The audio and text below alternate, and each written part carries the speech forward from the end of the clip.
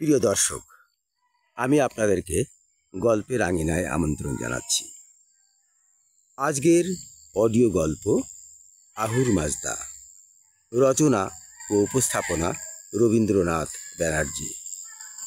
তাহলে শুরু করছি গল্প আহুর মাজদা। মাজেদার বাবা মা আত্মীয় স্বজন সকলেই বলল, মেয়ে মানুষ, বেশি লেখাপড়া শেখানোর দরকার নেই, কোনো মতে হাই স্কুলের গণ্ডিটা পার করতে পারলেই বিয়ে দেয়া হোক। কিন্তু মাজেদা কারো কথা শুনল না। এসএসসি পাশ করেই কলেজে ভর্তি হলো। ইন্টারমিডিয়েট পেরিয়ে ডিগ্রি পড়তে লাগলো। বিশ্ববিদ্যালয় কলেজে যায়, রীতিমতো ভালো ফলাফলও করতে লাগলো। টিউশনি করে, হাতে স্মার্টফোন, ফেসবুক চালায়। অনেক তার ফেসবুক ফ্রেন্ড, বন্ধুদের সাথে চ্যাটিং করে। মেয়েটি যেমন লেখাপড়ায় ভালো, তেমনি রূপসীও বটে। পাড়ার লোকজন বলাবলি করতে লাগলো, মেয়েটি বোধ হয় সর্বনেশে পথে পা বাড়িয়েছে। আত্মীয় স্বজনেরা বলল, তখনই বলেছিলাম বেশি লেখাপড়া শেখানোর দরকার নেই। কিন্তু কদম আলী কারো কথা শুনল না। মাজেদার লেখাপড়া শেখার সম্মতি দিয়ে দিল। এমনি সময় হঠাৎ একদিন এলাকায় অপরিপাটি পোশাক পরা ত্রিশোর্ধ্ব এক যুবকের দেখা পাওয়া গেল। যুবকটি কোন জায়গা থেকে এসেছে তা কেউ জানে না।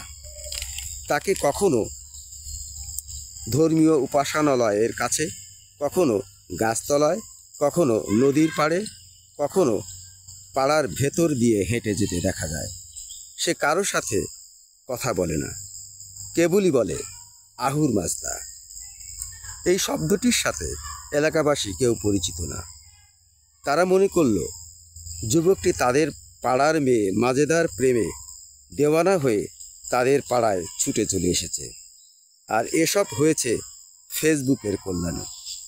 তারা মনে মনে বলল, মাজেদার এতটাই অধঃপতন, তারা কোনো রকম অনৈতিক কাজ মেনে নেবে না।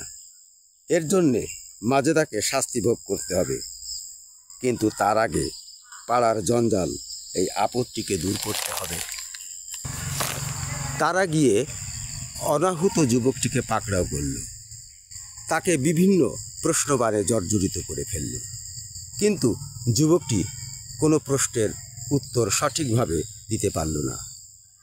কিন্তু সে বারবার বলতে লাগলো আহুর মাজদা।